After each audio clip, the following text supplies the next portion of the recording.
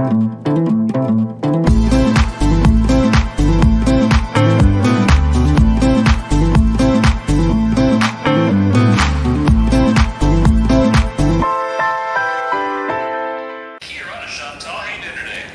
orana, Hayden, and kia koto kātou to all of our listeners. I'm Chantal Napa, welcome back. Our podcast today is with the Australian High Commission in Rarotonga, Cook Islands, with Dr. Christopher Watkins. Australia has had diplomatic relations with the Cook Islands since 1994, but our shared heritage is much older. Australians and Cook Islanders served side by side in both world wars and in the Regional Assistance Mission to Solomon Islands. We have deep ties founded in shared membership of international organisations, a large diaspora in Australia, and a shared belief in democracy and the rule of law. Our Australian High Commissioner delivered his letter of introduction to our then Prime Minister Henry Puna on the 17th of March 2020 and became Australia's first resident High Commissioner to the Cook Islands. Welcome Dr. Christopher Watkins to our show. Thank you so much for joining us today.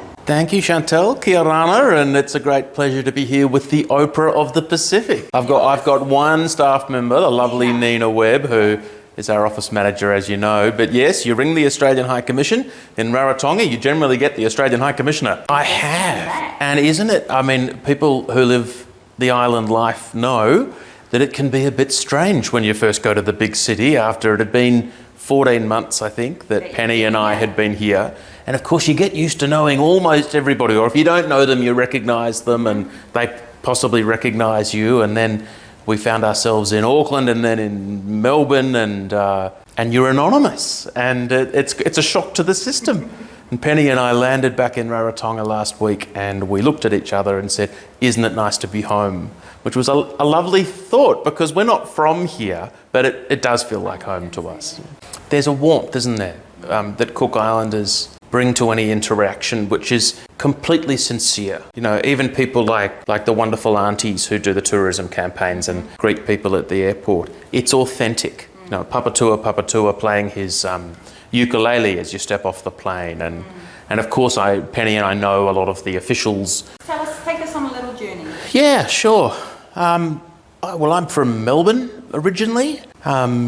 And my partner Penny is from Tasmania, originally from Hobart. And a lot of Cook Islanders will know these cities very well, I know. I've been working in foreign affairs in Australia as a diplomat for 10 years, and my previous postings were in Nigeria and then in Iraq. So Cook Islands is a very different adventure. I mean, you're really interesting to go from countries that have 180 million people, you know, in the case of Nigeria, seething with people. Yeah, just huge. And heaps of energy and young people, many more young people than old people. And the demographic is really young in a place like Nigeria. And they're all trying to make their way in their world and deliver a good life for their families. But it's pretty tough, right? You know, you're in West Africa and it's a harsh environment. But a privilege for me to be there and to meet those people. And then Iraq, of course, has had such a tough 20, 30 years, hasn't it? You know, multiple conflicts and a lot of distrust between religious groups and bombs going off and rockets going off. And the Australian embassy in Iraq is behind very big walls, Chantal, as you could understand. And you live there in an apartment with no windows in case there's an explosion and the windows are blown in. There's a skylight and that's it. But beautiful people who, like all of us, just want a good life for their families. Yeah. That's the big lesson out of those places for me, and it's obvious, is everyone wants the same thing. And then Cook Islands were a little bit different. And I thought to myself, wow, this is going to be really exciting because we're setting up a new High Commission. So that's a challenge. It's already a big relationship, as I'm sure we'll come to. But in some ways, it'll be quite relaxing compared to Iraq and Nigeria. And then, of course, COVID. So we got here and the borders shut down. The planes stopped. 17th of March, you're like, I'm here for my new job, my new post, my new country. The neighbours didn't want to say hello in case anybody was infected with anything, or not infected, what's the word? Contagious. And anyway. And in fact, in its own way, it's been a really special time to be here.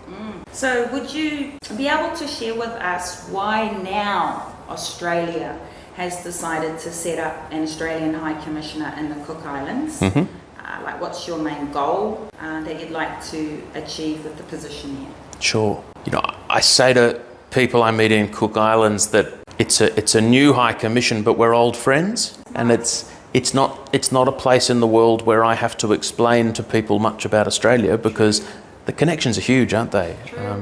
You mentioned tens of thousands of Cook Islanders living in Australia. Yes. We don't know exactly how many, of course, but it depends what they tick on the entry. Exactly. And some, as you know, hold Australian passports too. Right, like me. Like you. Yes. So they're still very much a proud Cook Islander, but as you say, you wouldn't necessarily tick that box. But we know there's tens of thousands, don't we, all across Australia in different cities. And there's about 300 Australians living here. Many of those are, again, Cook Islander Australians, Aussies, Cook Islander Aussies.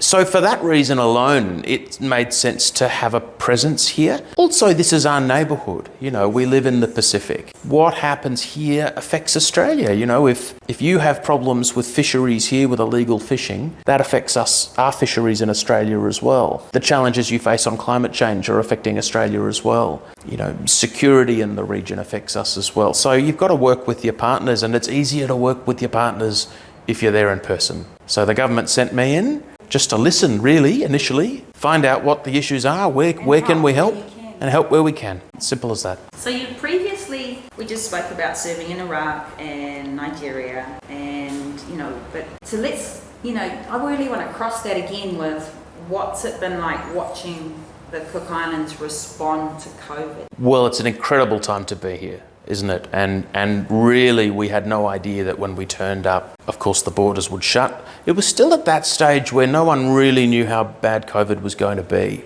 We didn't even have our office set up yet. We were in our house here, and we had hundreds of Australians in those early weeks who was here as tourists and suddenly trying to get home. And flights were being cancelled and borders were closing.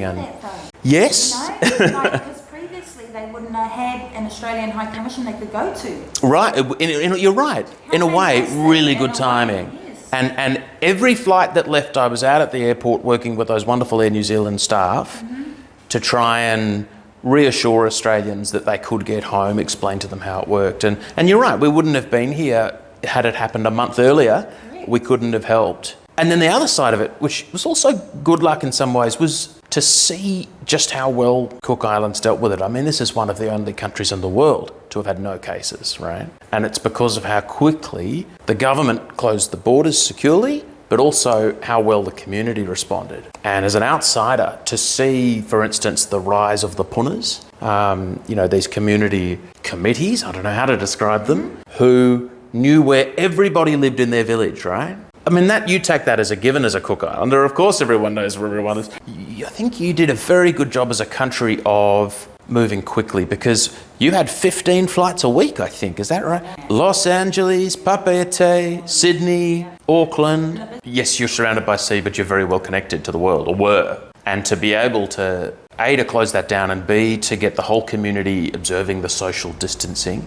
Because I think it's fair to say, Chantel, Cook Islanders are not natural social distancers. There's a lot of hugging, a lot of kissing. It's a warm culture. Yes. But people did it, didn't they? They did, because we were like, oh, that's right, No, I think that's it, isn't it? I'm sorry, yeah. You're very much in a community here. You know who you're in with, or you know of them, or, whereas... Outer Islands, you wanted to tell me about that, right? Oh, look, I need to rave. I mean, we have, Penny and I have managed to get to only a few. Achu, Angaya, Manahiki, Rakahanga. Achu, Mangaya, Manihiki, Rakahanga.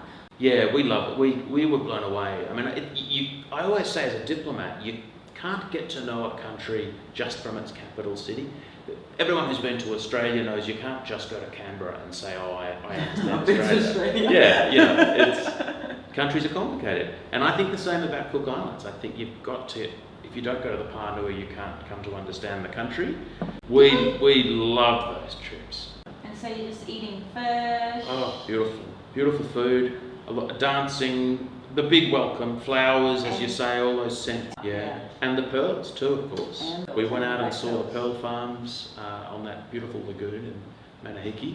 and we tried to dive for pearls. We weren't very good at it, I've got to say. It's quite hard work. How far down are they? I don't know, a few metres, and that doesn't sound like much, but it was tough. And then you've got to come up with quite heavy rope with all the shells on it, Yeah, shells on it. and sort of haul it into the boat. And we weren't very useful pearl farmers, Penny and I. But that's an extraordinary experience to be able to do that for anybody. I mean, and these, talk about community, I mean, these communities are quite small really, but they keep their schools going, they keep their churches going. There's a rich cultural life there, isn't there? And people who are from them, even if they live in Rarotonga now, or Auckland or Sydney, very passionate, aren't they, about what the island they're from.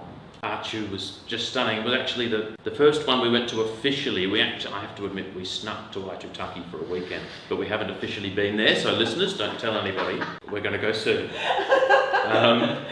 But Archu was our first official visit, Yes. and it's a beautiful place. And there are Australians at all these places. You know, you think you're sort of in a really remote spot, but we had a lovely time catching up with Teakura and Jude Isaiah over there, and Craig and Nane Roberts, a couple of Australian couples.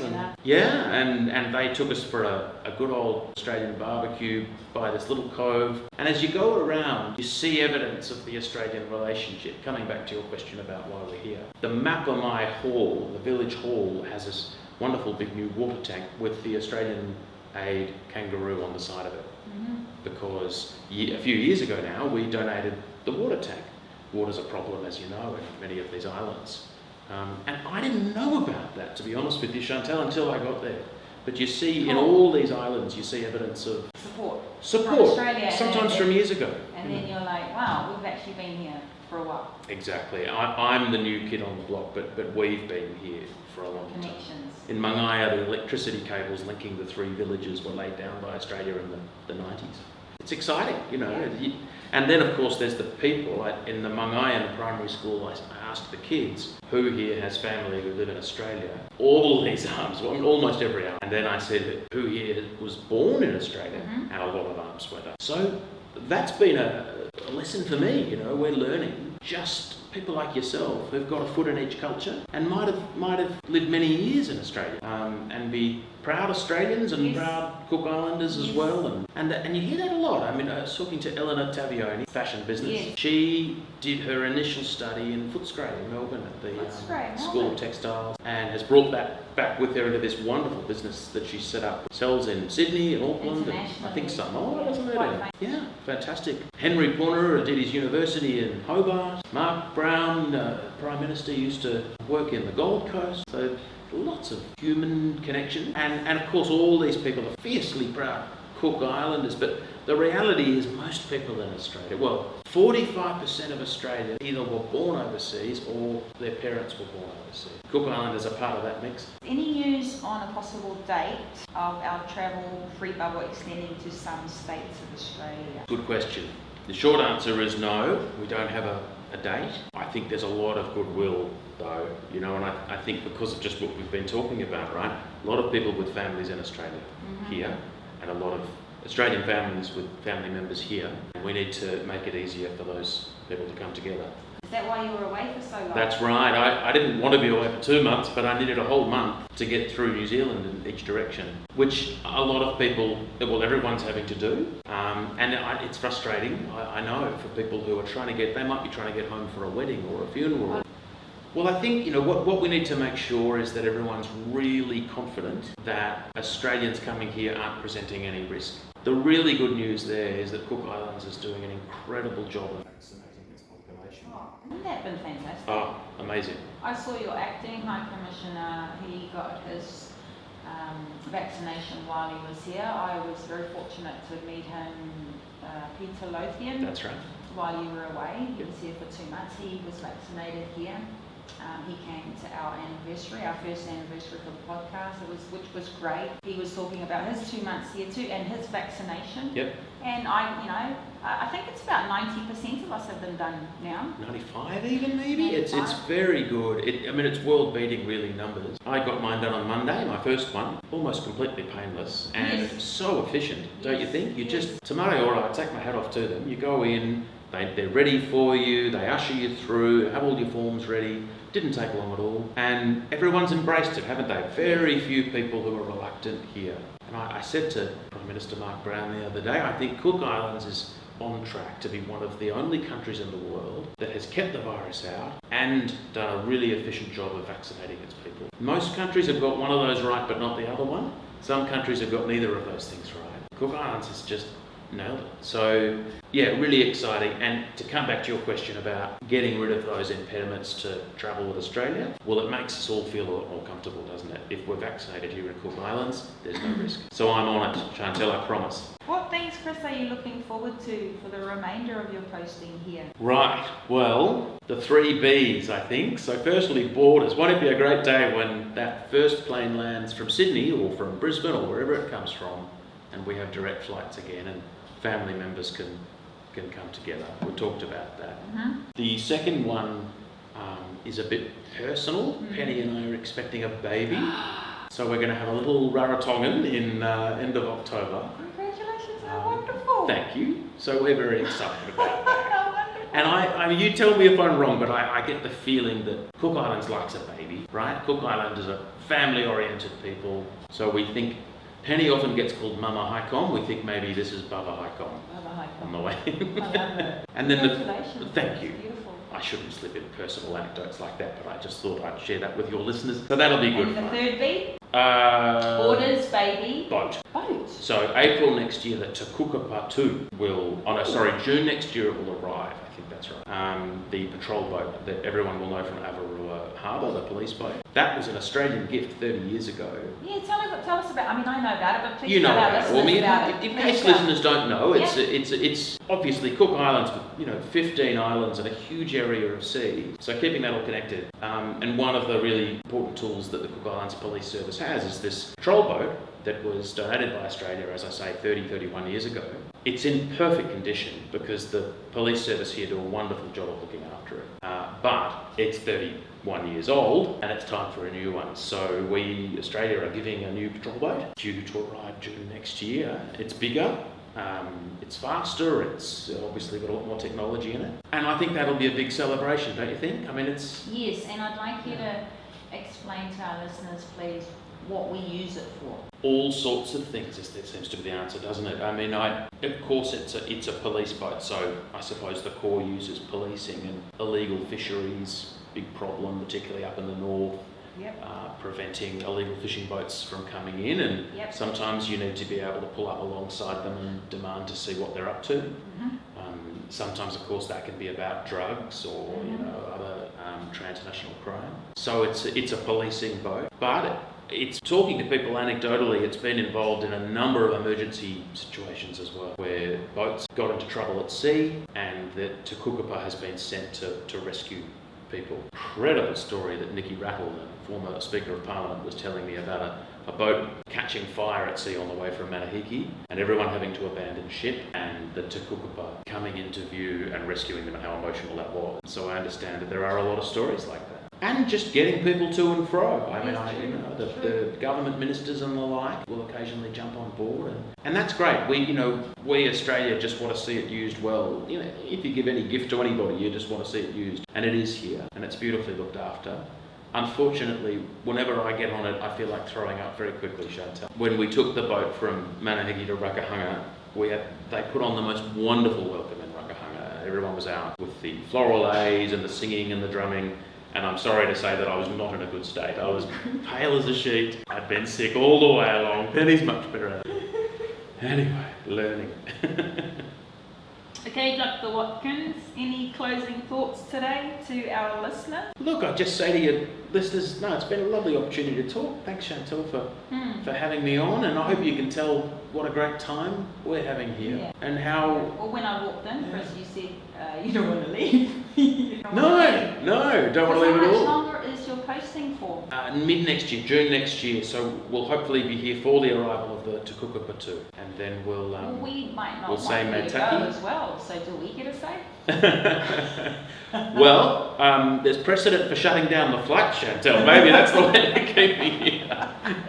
No, it's thank you for having me on, and it's lovely to be here, particularly as the tourists start to come back and the businesses pick up, and there's a nice buzz, isn't there, on Rarotonga? It is a nice buzz at the moment. Our borders open 17th of May. Yep. So we're recording this on the 10th of June. Well, we look forward to getting the Aussies back. The Sydney Opera House, you probably saw on the paper, was lit up with photos of Cook Island's sea life a couple of days ago for World Oceans Day. So Australia's not forgetting about Cook Islands. I think there'll be people chomping at the bit to come out here. Fantastic. Thank you, and maitaki to our guest, Dr. Christopher Watkins. It has been a genuine pleasure, and I'm grateful to you sharing your knowledge and story with me today. Thank you to our listeners, especially our Australian listeners out there. Thank you very much. Noho ni ia mātou, aroa i atu kia koto katoto, which means from us here to you all, lots of love. Kia Orana, may you live long, airera, farewell, and kia manuia, which means good luck and good health. Kia mau.